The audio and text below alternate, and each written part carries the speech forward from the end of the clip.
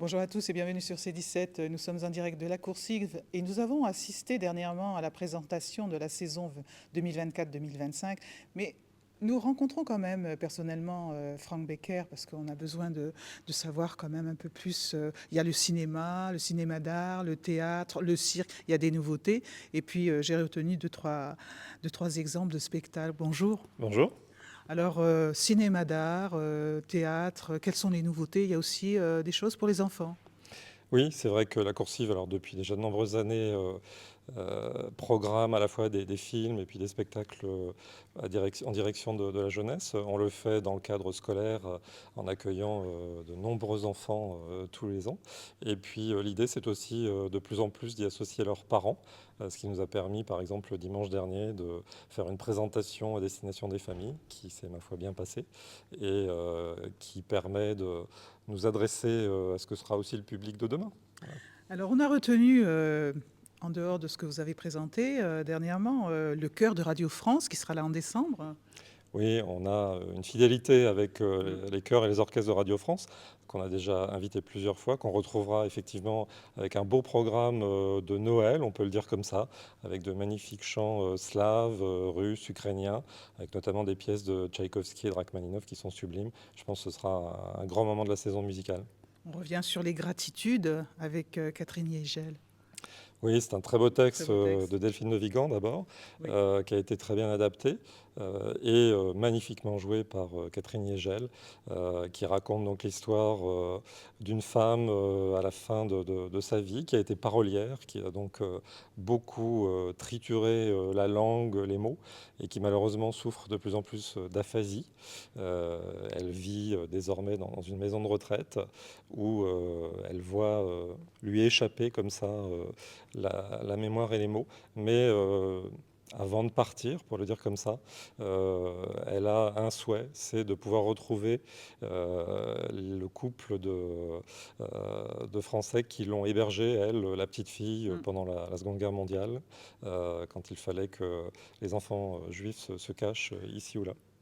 Et donc Catherine Yegel s'empare de ce texte avec le talent qu'on lui connaît et puis même une technicité incroyable puisque c'est un texte très déstructuré où effectivement on entend que la langue lui échappe et elle le fait vraiment avec beaucoup d'émotion. Je pense qu'il y aura quelques larmes à perler dans beaucoup d'endroits de la salle. Oui, une très très grande actrice.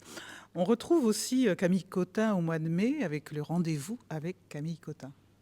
Oui, Camille Cotin à la Coursive, c'est déjà un événement. Oui. Ça l'est d'autant plus qu'elle a choisi un texte qui est un texte coup de poing, écrit par une jeune auteure allemande, Katharina Volkmer, qui raconte l'histoire d'une femme qui a deux quêtes.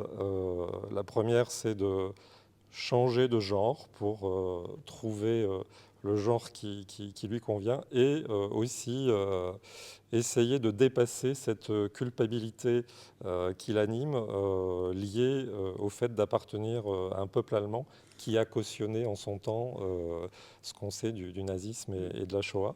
Et partant de ces deux objectifs, cette jeune femme, on la retrouve chez son médecin, chez son gynécologue, où elle lui explique qu'elle souhaite changer de sexe et se faire greffer un pénis circoncis. Voilà. Donc ça donne un texte avec un humour assez grinçant, Oui.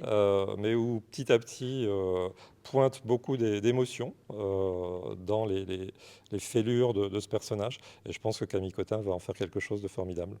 Oui, c'est son choix et on le comprend pour Camille. Et puis on termine avec une scène musicale avec Kaz Hawkins. Alors ça, c'est chouette. Oui, Kaz Hawkins c'est une chanteuse d'origine irlandaise qui est née à Oui. Belfast, alors qui sera programmée à la Coupe d'Or, mais que les spectateurs de la Coursive pourront voir grâce au bus que nous organisons désormais depuis Mm, plusieurs années entre les deux théâtres. C'est une magnifique chanteuse de blues qui n'est pas du tout dans un rôle de composition parce que effectivement Kaz Hawkins est passée par une phase de sa vie particulièrement douloureuse, où elle a dû être confrontée aux violences conjugales notamment. Tout ça, très certainement, l'a poussée vers des comportements addictifs, la drogue. Elle en est heureusement sortie. Et tout ça constitue aujourd'hui un terreau qui forcément, pour une chanteuse de blues, est assez prolifique.